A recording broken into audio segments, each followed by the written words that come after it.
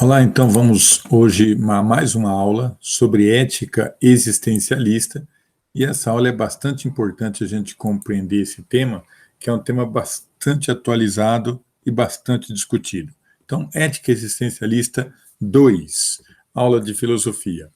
Existencialismo, a gente já viu anteriormente, questão da existência humana, das angústias, assim por diante. O objetivo dessa aula é a gente estudar um pouquinho Simone de Beauvoir, né? E estudar um pouquinho Simone e também passar ali por, por Heidegger, das angústias de Heidegger e assim por diante, tá? Relembrando a palavra existência, ela vem explicar um pouquinho essa questão filosófica dentro do existencialismo filosófico. O ser humano foi jogado nesse mundo, um ser humano imperfeito, um ser humano inacabado, um ser humano que tem liberdade, porém uma liberdade dentro daquilo que lhe é proposto, de verdade não existe liberdade, e a angústia humana que nos assola em todos os processos. Simone, então, nasceu em 1908, morreu em 1986, filósofa existencialista, feminista, e a sua principal obra é O Segredo, o Segundo Sexo, que é de 1949. Então ela vai, nessa obra, O Segundo Sexo, relatar algumas situações do feminismo. E a primeira ideia dela é que ninguém nasce mulher, então torna-se mulher. Então, nenhum destino biológico, psíquico, econômico, tal, vai definir essa mulher de forma que ela seja fêmea. A situação humana, no seio da sociedade, o conjunto de civilizações que produz esse ser fêmea, né, que é intermediário entre o macho e o castrado, que desqualifica a mulher no sentido por ser mulher. Então ninguém nasce mulher, torna-se mulher na visão de Simone. Defende também a importância social dada a essas diferenças que existem, né, e o determinismo e opressão. Então, ser mulher não é nascer em um determinado sexo, ou seja, não é porque nasceu simplesmente com o corpo de mulher que é mulher. Ela nasce por um processo de classificação de forma negativa por essa sociedade. E ela passa a ser educada como ser frágil, passivo, dependente, como ser apagada, delicada, discreta e submissa, e invisível. Então, esse é o destino que essa sociedade trabalha a mulher e destina a mulher para ser vivida, né? Nesta reflexão de Simone, o segundo sexo, ela continua presente nos debates atuais de nossa sociedade, referente principalmente às questões do feminismo, né? E as condições de vida da mulher. De acordo com esses textos aí, como é que pode realizar e valorizar os principais tipos de mulher? A gente sabe que é uma situação histórico-cultural. Então, a questão é o processo histórico-cultural. Ainda na visão de Simone, a gente pode estudar Heidegger. Então, Heidegger ele nasceu em 1889, morreu em 1976.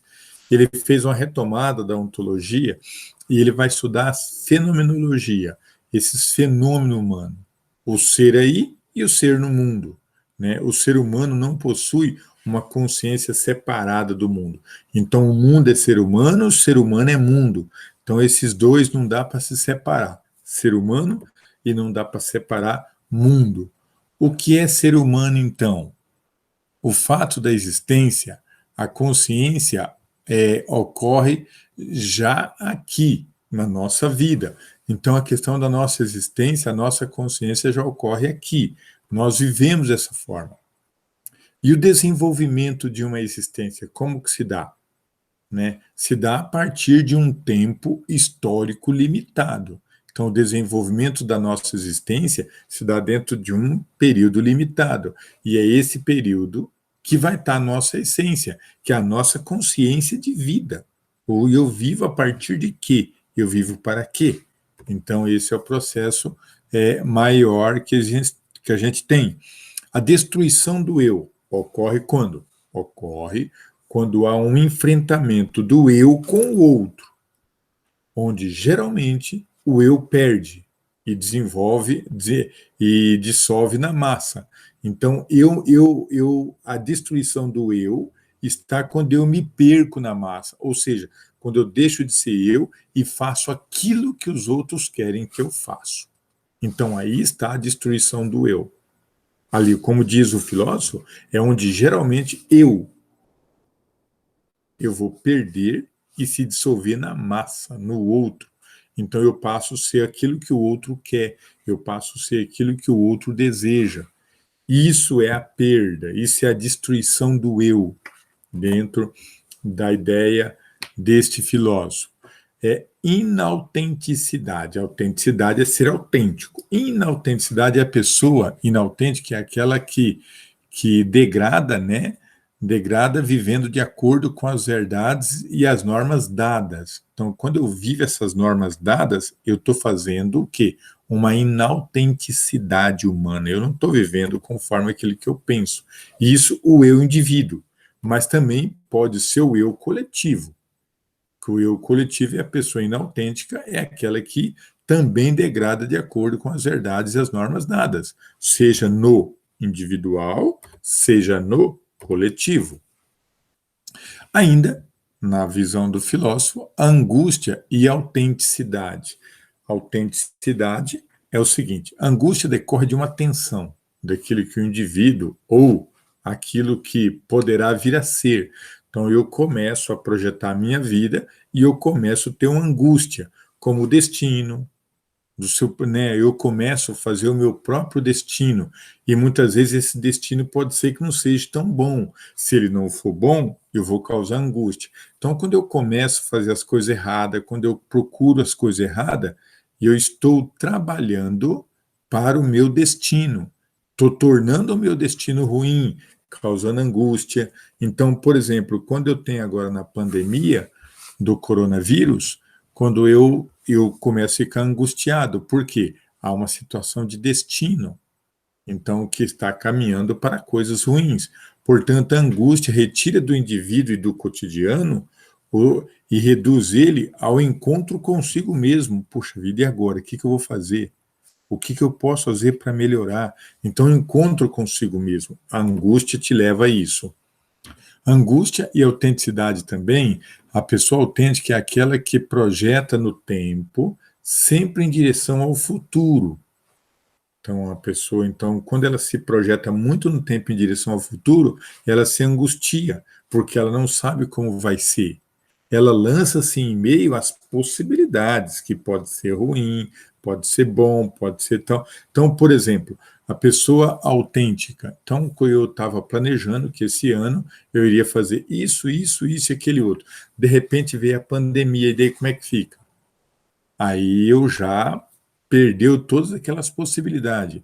Então, o ser humano ser para a morte. Isso já está certo.